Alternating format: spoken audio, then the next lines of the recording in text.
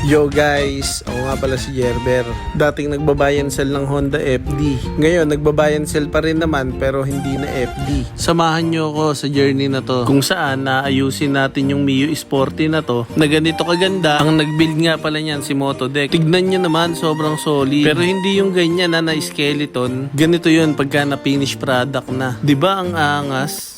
Yo, ngayong araw iniisip natin kung anong dapat natin gawin. Wala pa naman kasing kinikita si Mio, kaya paano tayo bibili ng pyesa? Paano natin sisimulan to? Ang pinaka-goal nga natin, aayusin natin to nang hindi tayo maglalabas ng sarili nating pera. Ultimo yung mga tornilyo nato, hindi magkakamuka. Kumbaga sa Axie, yung card niya, chapsuy. Oops, sinong nakaka-relate dyan sa Axie? Lahat ba kayo pumaldo sa Axie nung kalakasan ng Axie? O yung tipong pabagsak na, tsaka kayo nakabili ng Axie? Mabalik nga tayo dito kay Mio. Naisip ko sa kanya, baklasin ko muna lahat ng flarings, tapos linisin natin yung loob. Pag nabaklas ko na yung flarings, baka may makikipag-swap dyan ng Mio 4 na flarings. Kahit puro gas-gas, papapinturahan din naman natin yan Bago nga pala tayo magsimula, sisimulan ko muna mag-edit ng gagawin nila sa shop mamaya. Tara, samahan nyo muna ako. Teka. Parang mapuputol yung ilalim ng upuan ko. Kaya naman pala, kulang na ng isang tornilyo. Ayusin ko muna to bago ako magsimula. Baka mamaya tumaob pa ako sa pagkakaupo ko. Buti na lang, marami ako na itabing tornilyo dito. Kaya naman pala kada sasandal ako dito, yumuyugyog. Lahat pala ng tornilyo sa ilalim maluluwag na. Higpitan lang natin yan, tapos G na agad tayo sa gagawin natin. Ito nga palang gagawin natin pag re-resize ng jersey. Bago natin palitan yung mga number at pangalan yan, ida-download pa natin yung mga font, tapos papalitan pa natin yung mga size niyan. Buti na lang meron akong extrang PC kasi hindi ko na kailangan pumunta sa shop para magawa tong mga to. Ginagawa ko na lang pagkatapos ko ma-resize, isesend ko na agad dun sa shop, tapos sila na magpiprint at sila na rin yung magpipress. Kasi hindi naman to pagkatapos mong i-print tapos na agad. Marami pa siyang procedure para mabuo yung isang sando. Kaya eto, madalang na lang din akong pumunta sa shop kasi ang dami ko din ginagawa dito sa bahay Nag-update ako ng post na binibentang sasakyan, naglalaba rin ako, nagluluto, naglilinis, tapos igagaya ko pa yung mga bata para pumasok sa school. At pagkatapos, doon ko lang maaasikaso si Mio.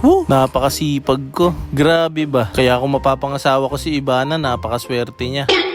Tignan nyo yung ginagawa ko dyan. Ang dami pa nating papalitan. Ultimo yung code ng mga kulay. Pagkatapos, tsaka lang tayo makakapag-resize. Yung papalitan mo yung size, tapos papalitan mo yung name, at lalagay mo na rin yung number. At nung natapos na ako sa pagre-resize, ganito ko naman siya sinesend sa shop. Open ko lang yung WeTransfer, tapos hahanapin mo lang yung pinaka-file. Pag nakita mo na, i-upload mo lang, tapos hintayin mo na lang siya mag 100%. Pagka nag 100%, copy mo lang yung link, tapos isesend ko na sa pinsan ko na siya magpiprint mamaya ng jersey. Pagka nasend na, sila na bahala mamaya sa shop. At kung nakaabot ka sa video na to, huwag mong kakalimutan mag-like and follow. Malaking tulong na yun para sa page na to. Para sa mga susunod na araw, may panggastos tayo kay Mio. Mag-comment na rin kayo kung anong pang masasuggest nyo kay Mio. At pagkatapos ng mahabang upuan, check muna natin ulit yung build ni Motodeck ng Mio 4. Uy, wait lang, dumaan si Idol. Balikan mo.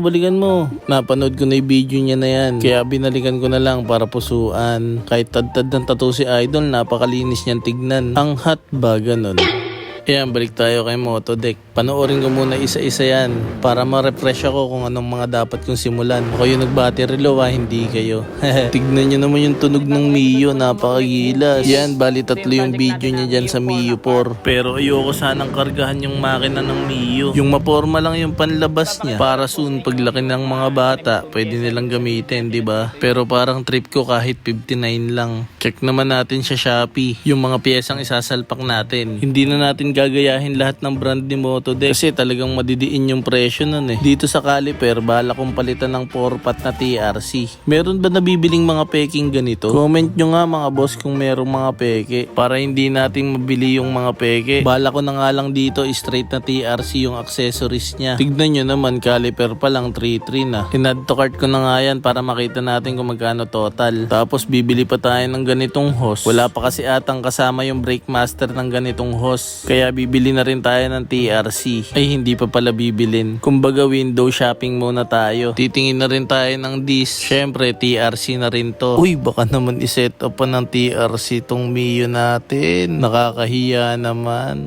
Okay na rin yung disc. Tingin naman tayo ng front shock. Ito, napakabisa. TRC na front shock tapos may baso. Madiin din yung presyo niya, 5.7. Almost 5.8. Trip ko nga lang mga silver accessories. Kaso dito sa rear na shock, wala akong makita. Kaya yung gunmetal na may touch ng red na lang pinili ko. Check naman natin kung bibili natin yung Mio 4 na flaring. Sana makahanap na nga lang ako ng kaswap para mas mura. Daming magagandang kulay pero yung dilaw talaga trip na trip ko. Kaya i-add to cart na rin natin to para makita natin kung magkano magiging total. Bigat naman ang presyo pagkakasama yung headlight. Ilalagay ko na rin sa comment section yung link para pag bumili kayo, may commission akong magagamit natin kay Mio. Sa link ko na lang kayo bumili Bali yung total ng mga napili ko 27.2.